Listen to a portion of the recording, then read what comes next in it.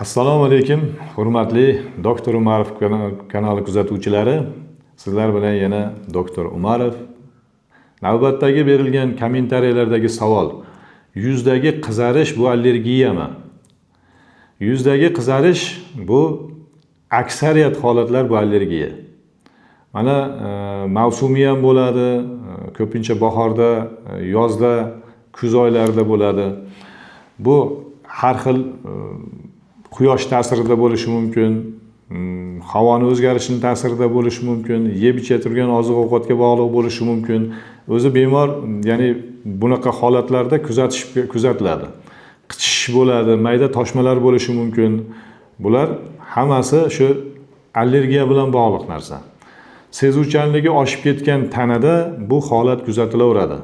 Bu yana bitta ko'rinishi. O'zi aslini olib qaraganda allergiya bu bitta so'z. Bitta so'z. Allergiya bitta so'z. Endi u hammada har xil kechadi. Kimdadir toshma, kimdadir qichishish, yana kimdadir yo'tal, kimdadir burun oqish, aks urish, yana kimdadir o'sha nafas qisishgacha boradi. Hatto shunaqa kuzatdik, o'sha nimalarni kuzatuvlarimiz natijasi qanday? O'sha yuzdagi qizarishlar ham keyinchalik butun tanada qizarishga o'tib ketdi. Shunaqalar kelib kasalliklarning boshidan, tarixidan gapirib berganlar bo'ldi bu narsani. Bu ham o'sha yuzdagi qizarish boshlanishi kasallikni aynan o'sha insonni tanasini u insonga nisbatan olib qaraganda signali. Menga e'tibor berib qo'y, menda o'sha mana shunaqa narsa boshlanyapti deb tanasi o'sha odamga signal beryapti. Shuning uchun vaqtida u ham o'zini murojaatini qilgani ma'qulroq. Endi haligi ko'pchilik xohlaydi-da, endi menga shu dorisini ayting, tezda yaxshi bo'lib qolay, hamma shu narsani xohlaydi.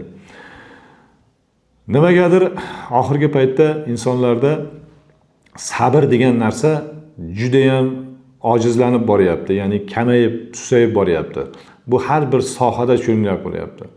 Har bir sohada. Endi mana shu sog'liq masalasida ham. Shu doktorga borsa-yu, bitta dori aytsa-yu, shuni ichsa yaxshi bo'lib qolsa. Va uni yaxshi qilish uchun nimalar qilish kerakligini o'ylab ham o'tirmayapti-da.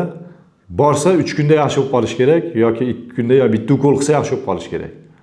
Bunaqa uslub bo'lmaydi-da. Shuning uchun biz har doim nima deydi? Davolanish masalasida endi nimalarga e'tibor berish kerak? Mana shu masalada nimaga e'tibor berish kerak? Bitta voqeachani gapirib beraman. Bitta hamshiramiz bo'lgan, quyoshga chiqsa butun tanasi qizarib ketar edi. Butun tana lov-lov qizarib ketar edi. Sinaflan, giaksizon, mana shunaqa gormonal kremlarni surtib, o'zini quyoshdan olib qochib ehtiyot qilib yurar edi. Mana shunga o'sha qizimizga o'zlari hamshira edi. Shu to'g'ri ovqatlanishni o'rgatdik.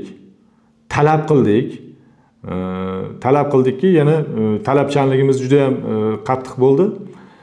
Keyin doimiy kepak yeb yurishni iste'molni ko'rsatdik, shu tushuntirib berdik.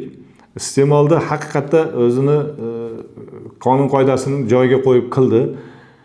Shunaqa xursandki, mana hozirgacha minnatdorchilik bildiradi. Sizni mana shu aytganingiz bo'yicha men ana shu allergiyadan qutulib ketdim deb. O'shaning uchun biz bunaqa bemorlarimiz juda ham ko'p. Ularda natijalarini biz video qilib olib chiqishimiz mumkin, lekin o'zlari xohlamayapti juda ko'pchilik.